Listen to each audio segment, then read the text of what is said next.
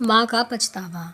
सुबह के 6 बजे थे। घर में हलचल थी। रसोई से चाय की खुशबू आ रही थी। बहू रिया रोज की तरह पूरे घर का काम कर रही थी, लेकिन उसकी सास शारदा देवी का चेहरा हमेशा की तरह नाराज था। रिया, तुमसे कोई काम ढंग से नहीं होता, शारदा देवी ने सबके सामने डांट दिया। रिया ने मुस्कुराकर कहा, जी माँ जी, अभी ठीक कर देती हूँ। बेटा रोहित चुपचाप सब देखता रहता, लेकिन कभी अपनी पत्नी का साथ नहीं देता। उसे लगता था कि माँ कभी गलत नहीं हो सकती। कुछ दिनों बाद रोहित की छोटी बहन नेहा मायके आ गई। वह कुछ दिन रहने वाली थी। नेहा ने देखा कि उसकी भाभी सुबह 5 बजे से रात 11 बजे तक बिना रुके काम करती है, फिर भी माँ हर बात पर उसे ताने देती है।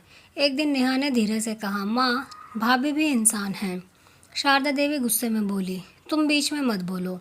बहू को जितना दबा कर रखो, घर उतना ही चलता है। रिया ने हमेशा की तरह चुप रहना ही बेहतर समझा। इसी बीच एक दिन रिया के पिता को अचानक हार्ट अटैक आ गया। रिया रोते हुए बोली, माँ जी, मुझे 2 दिन के लिए मायके जाना है। शारदा देवी ने ठंडे स्वर में कहा, घर छोड़कर चली गई तो वापस आने की ज़रूरत नहीं। रिया ने आंसू पोंछे, सास के पैर छुए और बिना कुछ कहे चली गई। उसके जाने के बाद घर की असली हालत सामने आने लगी। काम वाली 2 दिन में ही छोड़कर चली गई। नेहा की तबीयत खराब हो गई। रोहित ऑफिस और घर दोनों नहीं संभाल पा रहा था। शारदा देवी पहली बार थकने लगी। उन्हें एहसास हुआ कि जिस बहू को वह हर दिन ताने देती थी, वही इस घर की सबसे बड़ी ताकत थी। उधर रिया अपने परिवार पिता की सेवा में लगी रही। एक हफ्ते बाद पड़ोसन ने शारदा देवी से कहा, आपकी बहू तो अस्पताल में भी अपने ससुराल की चिंता कर रही थी। कह रही थी कि माँ जी समय पर दवा लेती होंगी या नहीं। यह सुनते ही शारदा देवी जी की आंखें भर आईं। उन्होंने पहली बार महसूस किया कि जिस लड़की को उन्होंने कभी बेटी नहीं माना, वह उन्हें माँ मानती रही। लेकिन असली झटका भी बाकी था। उसी शाम रोहित के ऑफिस से फ़ोन आया, सर, आपकी पत्नी ने पिछले 2 साल से अपनी बचत से आपके नाम में एक इमरजेंसी फंड बनाया था।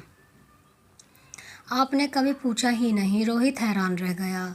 घर आकर उसने फाइल खोली तो उसमें लिखा था, अगर कभी परिवार पर मुश्किल आए तो यह पैसा माँ जी और पापा जी के काम आए। यह पढ़ते ही रोहित और शारदा देवी दोनों रो पड़े। अगले दिन वे अस्पताल पहुंचे। शारदा देवी ने रिया का हाथ पकड़ लिया। बेटी, मुझे माफ़ कर दो, मैंने तुम्हें कभी समझा ही नहीं। रिया मुस्कुराई, माँ जी, अपना परिवार छोड़कर कोई कहाँ जाता है। लेकिन कहानी में सबसे बड़ा मोड़ अभी बाकी था।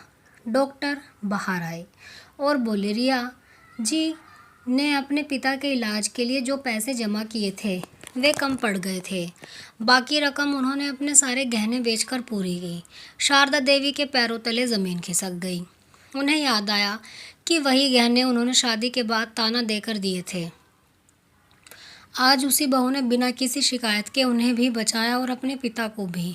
घर लौटने के बाद शारदा देवी ने पूरे परिवार के सामने कहा, आज से इस घर की बहू नहीं, मेरी बेटी है, और अगर किसी ने इसे कभी रुलाया तो सबसे पहले मैं उसके सामने खड़ी रहूंगी। रोहित ने भी रिया से माफ़ी मांगी। रिया की आंखों में आंसू थे, लेकिन इस बार वे दुख के नहीं, अपनापन मिलने की खुशी के आंसू थे। उस दिन के बाद शारदा देवी हर किसी से एक ही बात कहती थी, बहू को सम्मान दो, क्योंकि वही घर को परिवार बनाती है। आपको ये कहानी कैसी लगी, कमेंट में ज़रूर बताइए।